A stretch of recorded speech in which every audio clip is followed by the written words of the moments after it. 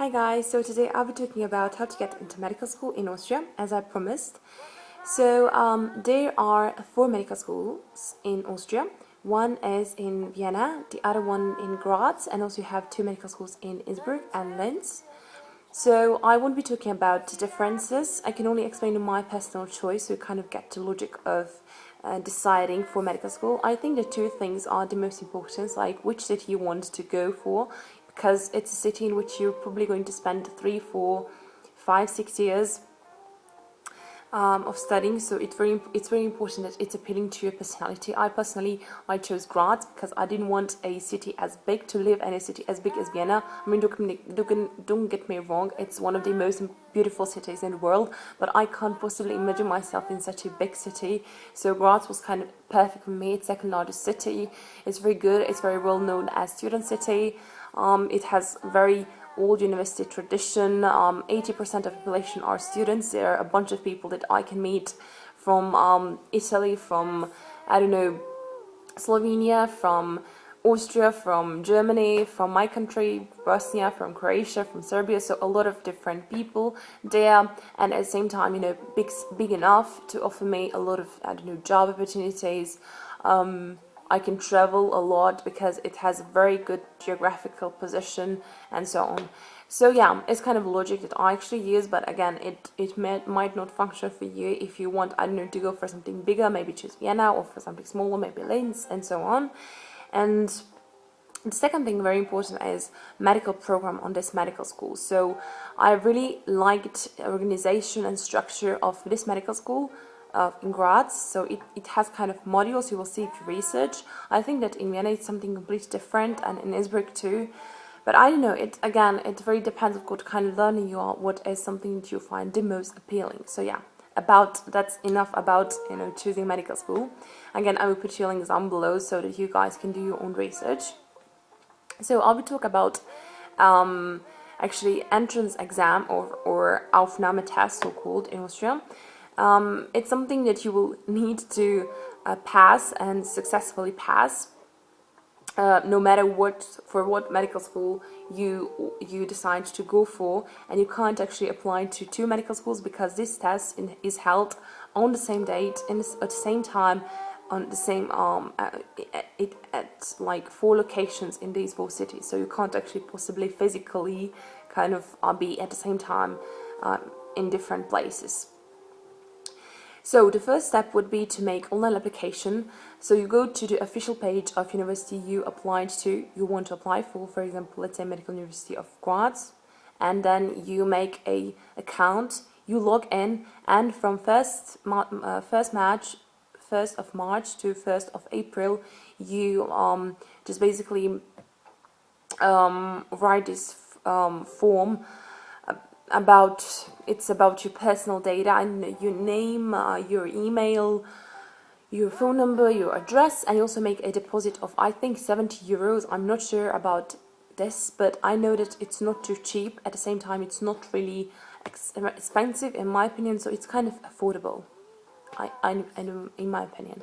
So about the test, you come there. It's usually at the beginning of July. Mine was 8th of July. The year before was 3rd of July, so it's always at the beginning of July, so you have like plenty of time, like enough time to prepare. I will talk about book recommendations which help me, and just generally about the test.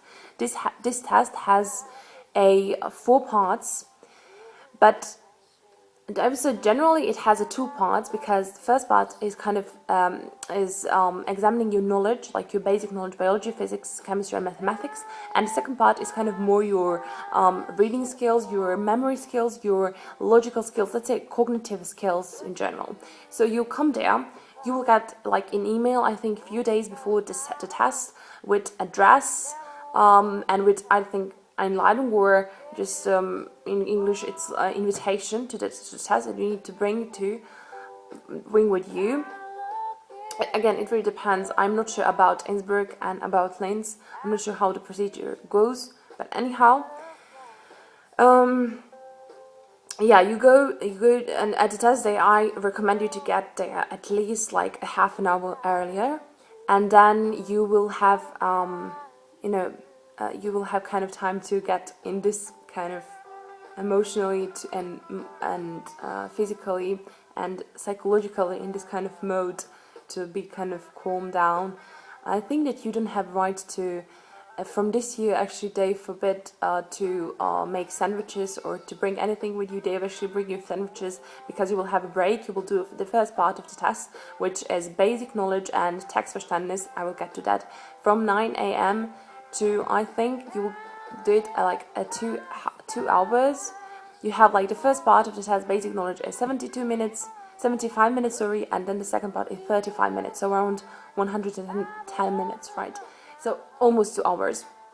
And then we'll have a break, hour and a half, and then we'll do the second part of the test, which is cognitive skills, again containing 5 parts. I will get in a minute to that, and you will have also the last part is like social decisions, where you will actually you will kind of be put in ethical dilemmas, and they want to see your sort of ethical behavior or your kind of morals, how well you are, how well-rounded person you are, anyhow, because they don't want just a genius, they want someone who is empathetic and sensitive to other people, which is something that a doctor actually not only should but must be. Okay, about the books. So the first part, physics, mathematics, biology, chemistry, I think you will be just fine with your high school books. For example, for chemistry, I have it here. I actually use AS level, because I don't know which kind of program you attended at your high school. I personally did A levels, so this is a book Cambridge International AS and A level that I found really helpful. But honestly, if you didn't take A levels, I'm not sure whether you find it helpful. So the point is, anything you can get for those 4 subjects from previous schooling is just fine. Okay, about the chemistry, what else did I have? So so you have these IFS books. I only have printed version, but I will put you original links down below probably. So this is a book that I actually got from a friend of mine who did a actually course. I think the duration was around actually 2 or 3 months. I can't really say, but yeah, she actually was attending a course for preparation. So if you're not really sure that you can prepare it yourself, I honestly prepared myself, but alone. But if you kind of want to get this extra kind of motivation, if you want to do a course, if you are better in working in a team, in a group of people with the same kind of aim, with same aim, then you might just, if you can afford yourself and if you can actually spend, let's say, a few months in Vienna or in Graz, wherever, if you are, for example, taking a gap year, I think this is a great thing for you to do. So yeah, the good thing about these books is that you have a sort of Grundlagen, or you have a book covering all the facts that will be on your exam, and then you have another book which goes with this book, which will actually examine or question. It contains a bunch of sample questions, like exam questions, the same format. They're very good, and they're actually kind of revising. It will be good revision for this book and for the test, just to see how good you memorize all the facts in the original book. The same thing I have for physics and mathematics. So IFS books, you see, 2 of those for physics, and 2 of those for mathematics. They're very good. I think they're just enough. But I also know there is a crash course covering, so I'll just show you these crash course books are just amazing. I used one for physics and one for one for chemistry and one for biology. This is how they look like. It basically has a lot of pictures. It covers everything, just every single thing. It's divided in chapters, so I think just with this book, it's just enough to prepare yourself very well for example, chemistry part. For biology, the book is even better. Just one moment. It's here. And so yeah, there's actually a crash course. One, I think it's golden. I saw it a few days before the test. I didn't have it, but I think it's also extremely helpful. People who actually prepared physics and mathematics had like maximum points. They said that they only learned from this book. So it's a golden crash course, and it has physics and mathematics, like one book for those 2 subjects. And just to say something, you will have 40 questions from biology, 24 from chemistry, 18 from physics, and 12 from mathematics. So it's kind of, the order. So the most weight will be given to biology. I think it's 70%, then chemistry, then physics, and then mathematics. And also the time is according to those points. We will have the most time for biology and then for chemistry, physics, and mathematics, just to bear that in mind. So again, IFS books for biology, I also use those. Again, the same thing, Grundlagen and Beispielsammlung, or just Beispiel is actually example in English, so you get a point. It will look like this. And that's everything about my book recommendation for that section, for knowledge section. There's also this book that I bought in Germany when I was in Germany. It's a atlas about human body. The thing is that when I was preparing for biology, I found some words that I like. I'm very well. My German skills are just fine, but there were some like a special biology words that I couldn't really understand, and then I really didn't want to go to Google Translate. I wasn't really sure about it, so I wanted just to buy this book. It's very good. In my opinion, it was a kind of my mini dictionary. It covers everything that will be in the test regarding human body and even more. It has like a bunch of books. Probably I'm going to use this on my medical course. It's really great. But in my opinion, it was kind of too much. I didn't really use it that much. But yeah, if you want to get it, you just might do it. I'm going to definitely put a link down below. You can get it via Amazon. Okay, so now about the cognitive skills. You have like a five parts. Yeah, before this Textverständnis or understanding the text, there is no actual book, but this one that I found very useful. It's like a must for the test. It's called MedBreaker 2016. It was the version. It was the year that I actually took the test. Probably they're going to make an updated version for the next year. I don't know, but you need to do a research. But definitely this MedBreaker was fine. Just it covered every section, every cognitive skills, Textverständnis, and even social decisions. So I think that just with this book only, you will be fine for the exam. I think that this book is just amazing. It has a bunch of examples. It's like amazing. So yeah, about Textverständnis or understanding the text, I would just recommend you to do as much reading in German as possible. That's the only thing that I can kind of tell you. You have 12, I think, texts and 35 minutes. After each text, you will have like multiple questions. You'll see in this book. And yeah, there is no extra exercise. They want to see how well you are at German and how well can you follow the instructions. So that's all that they want to test. It's kind of tricky. I think that section I found particularly difficult, honestly, because those questions are kind of tricky. If you did UKCAT or BMAT, the same thing goes for those kind of questions. So cognitive skills. After this break from half an hour, you will have a cognitive skills test which consists of 5 parts. You have figures, so-called, I call them figures. So you will have figures like this. And then you need to, in your own head, using your spatial intelligence, you need to kind of order these figures, these parts of these figures, and to get one figure from these. And then you circle the correct answer. You have, again, bunch of figures. The only tip that I can give you, possibly the best one, is just practice, because practice makes a master. I can remember that first figure I made, and I gave myself like a plan. Do like 25 figures each day, and it was a month before, like 2 months before the test date. And for first figures, I needed like almost 10 minutes, and I got it wrong. And at the end, I needed like 30 seconds or less per figure, and I usually got it right. So everything is about practice. Even if you think, oh, I'm stupid, I'm not, like, I'm naturally not really skilled at it's so-called kinesthetic intelligence, but I just did very fine at this section just because I was practicing all the time. So just practice and have some kind of regular plan. So each day I'm going to do this and this section. Okay. Then you have so-called memory. I say memory skills. You will have like 8 pictures, and you need to remember. You need to remember their faces, and you have their name, their date of the birth, You have medicine that they taking their blood group, allergies that they have Ausweisnummer or their number, and of course land from which they're coming from. So you have here covered all the tips. Like you can't actually, for example, for me, I know a lot of people who tried to remember. You have only 8 minutes and you have 8 figures, and then you will have questions from those figures, but you actually won't get those questions just afterwards you learn it, but after like 15 minutes.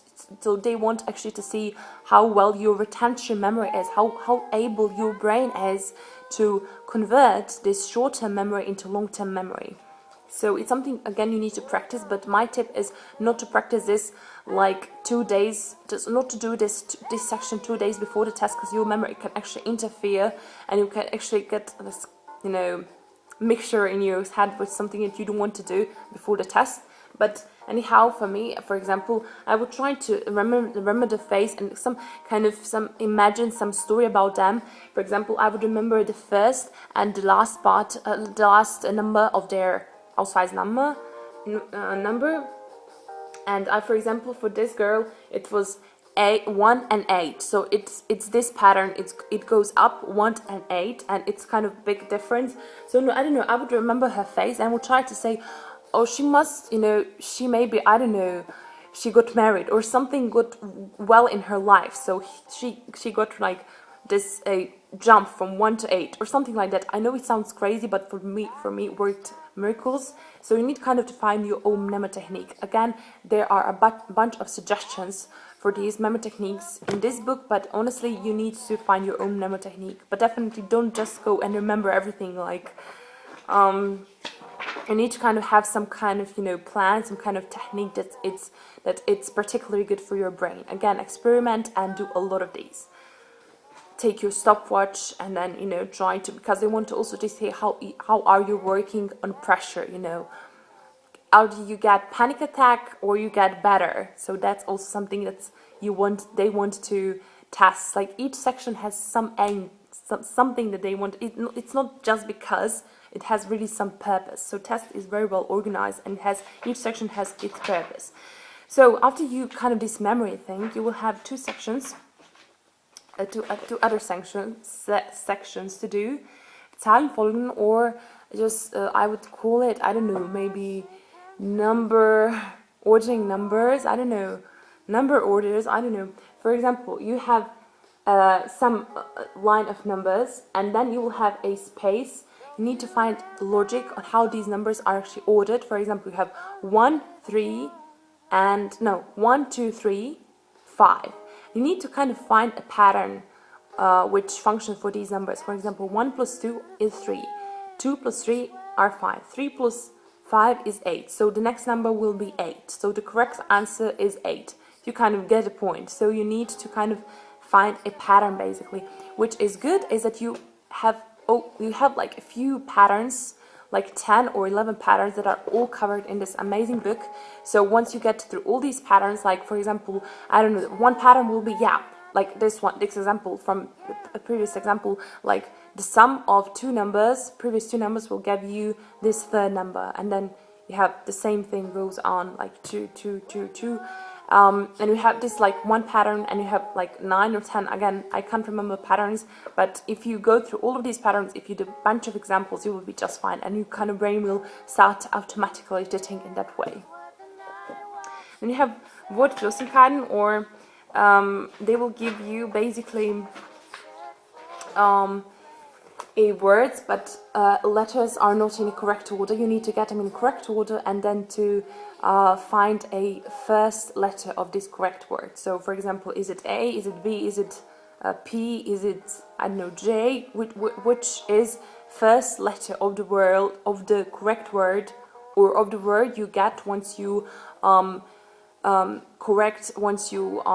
order these letters in a correct order. Once you get these letters in a correct order, I don't know what example to give you. The good thing is that there's a bunch of foreign words, so that I think they did it because they don't want to give that much of an advantage to Germans, to Austrians, to people who's who have German as a first language. So there's a bunch of Foreign words, I don't know, maybe learn, again, not learn, but yeah, try to learn as much foreign words as possible. Some of these words are actually repeating, so yeah, again, go through to the world. You actually have here a list of those words. So again, this book is very helpful in any sort of way.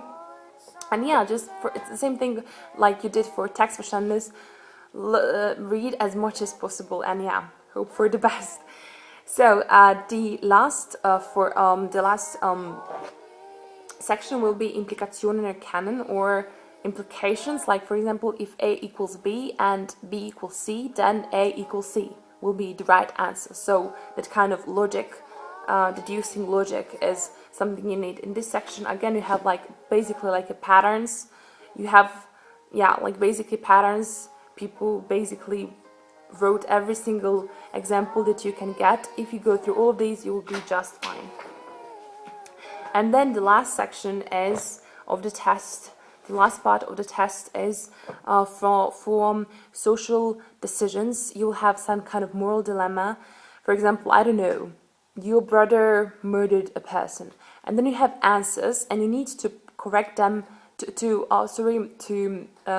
order them in a correct logic, like moral logic, to basically what's it called, like prioritize those answers. For example, the first thing will be, I should call the police because that is the right thing to do. What would my sister do in my position? What are my father expecting from? What are my parents expecting? What is society expecting? So we have, for say, 5 or 6 answers, and then you need to kind of order them in a correct logic. So again, I can't really give you a rules. I mean, I found a lot of rules, but then again, almost each example is exemption from the rules. So there is actually no rule. Only follow your intuition and follow your kind of gut instinct. But you have here few examples, not a lot of examples, because again, there is not a rule. Again, I can't really give you an example. This is kind of the most abstract, like say, module, because there is no actually really kind of not a real let's say rules that you can apply to this section. So again, to book recommendation, this book is just a must-have. And then this book is also like one of the best books that I got. It's MedAT test simulation. They basically they did a simulation of the test. You have 2 full tests here in full format, and the questions are really realistic. It's just exact same format that you will get on your real test. It actually has even those kind of parts.